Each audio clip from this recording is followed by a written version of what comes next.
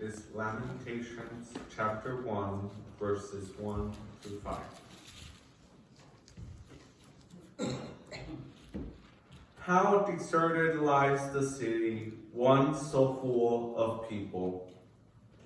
How like a widow is she, who once was great among the nations.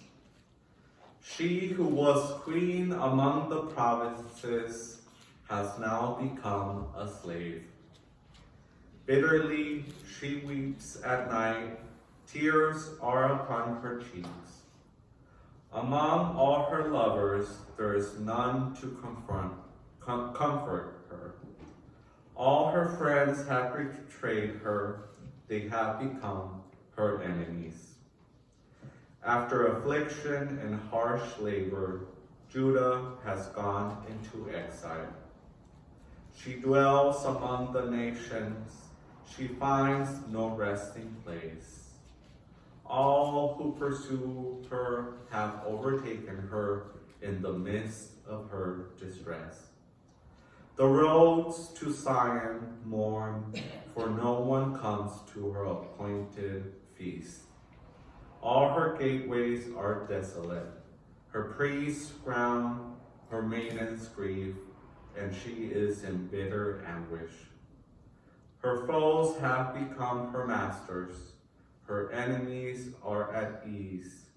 The Lord has brought her grief because of her many sins. Her children have gone into exile, captive before the foe.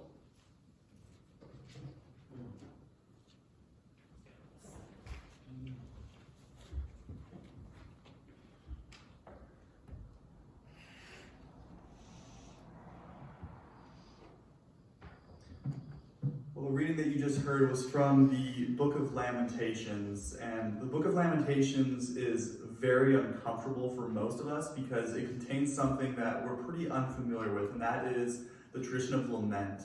And what lament is it's prayerfully expressing deep pain and anguish to God, and it's part of a long Jewish tradition of leaning into faith during every single season of life. And so it's part of the different prayer traditions. In fact, the whole book of Lamentations is filled with this. It's filled with deep pain and anguish. And when you look at the book of Psalms, for example, the book of Psalms is meant to be kind of a prayer template for the Jewish and Christian tradition. About a third of them are psalms of lament. And for most of us, when we think of worship, we think of positive, happy-go-lucky songs and experiences. But within the Jewish tradition, this was about a third of what they considered to be worship, that they considered lament to be part of this tradition. And I think this is very important for us to kind of reclaim and re-grasp because lament can be a stepping stone to joy. And I believe that because grieving is a part of the healing process. If we don't make room for grief in our lives, then it's very difficult to heal. It's very difficult to be able to experience the totality of all of life. And so in the book of Lamentations, we see things like what Gustavo just read, how lonely sits the city that was once full of people. How like a widow she has become, she that was once great among the nations. She weeps bitterly in the night with tears on her cheeks. Among all her lovers, she has no one to comfort her. All her friends have dealt treacherously with her. They have become her enemies. Judah has gone into exile with suffering and hard servitude. She lives now amongst the nations and finds no resting place. Her pursuers have all overtaken her in the midst of her distress.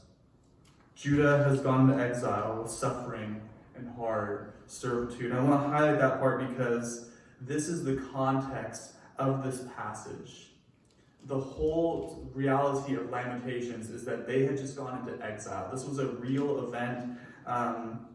In fact, Dr. Adele Berlin, she summarizes the book of Lamentations saying that the entire book of Lamentations, we're missing a slide there, that's all. But Babylon exile is essentially was this key event within the life of the Jewish people. Within the life of the Jewish people, within 586 BCE, there was this moment where the Babylonians came in, they overtook Jerusalem, They took siege to it, they destroyed it, they took plunder to the city, and they took all the people into exile. And for about 50 years, the Jewish people lived in exile in Babylon. And so this was a very traumatic event for all of them. And so that's why we read Judah has gone into exile. This is the context of the book of Lamentations. They're grieving being taken into exile. The road to Zion mourn, for no one comes to the festivals. All her gates are desolate, her priests groan. Her young girls grieve, and her lot is bitter. Her foes have become the masters. Her enemies prosper, referring once again to Babylon, because the Lord has made her suffer for the multitude of her transgressions. And that phrase, the Lord has made her suffer for the multitude of her transgressions. The dominant narrative amongst the people of Judah was that Babylon destroyed their home and took them captive because they had done something wrong, and God was punishing them for their sins. This was the dominant narrative that they held on to. And this narrative, I believe, is horrible. It absolutely just turns the healing power of lament into something just desolate and waste. Dr. Adele Berlin, she summarizes the entire book of Lamentations may be thought of as an appeal for God's mercy. Because once again, they're experiencing this horrible, horrible thing. And in their mind, they think it's happening because they sinned. And so they're praying for God to show them mercy in the midst of all of this. And this narrative, it turns the healing potential of lament into an irredeemable pit of despair. And the text goes on in Lamentations 1:7, Jerusalem sinned grievously, so she has become a mockery. All who honor her despise her, for they have seen her nakedness. And once again, Jerusalem sinned. That is what they think that this is about. And so while the book of Lamentations, it may present the idea that suffering is the result of sin, I do think many biblical authors disagree with this idea, that they disagree with this main thesis here. For example, if you turn to the book of Ecclesiastes, in Ecclesiastes chapter 9, verse 11, it says, I saw that under the sun the race is not to the swift, nor the battle to the strong, nor bread to the wise, nor riches to the intelligent, nor favor to the skillful, but time and chance happen to them all. Time and chance happen to them all. According to Ecclesiastes, there is a randomness to suffering. That there is no rhyme or reason sometimes why good things happen to bad people or bad things happen to good people. That sometimes just suffering, there is a randomness to it.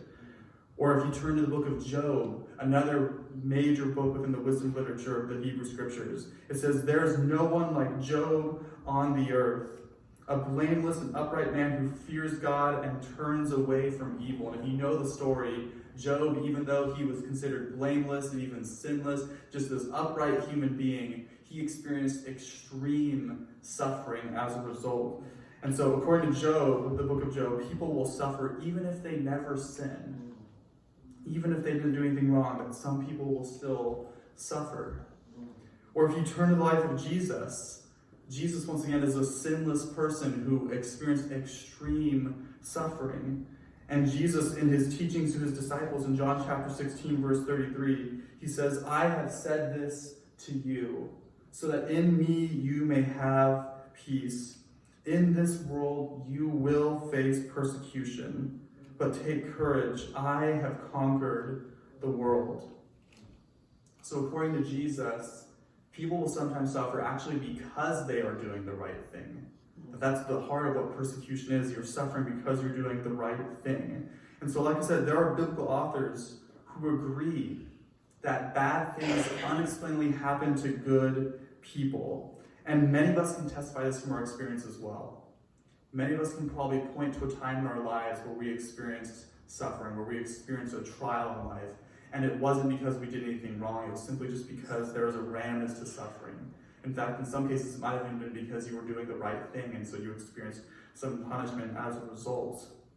And yet, within Lamentations, the thesis of the book is right here. The Lord has made her suffer for the multitude of her transgressions.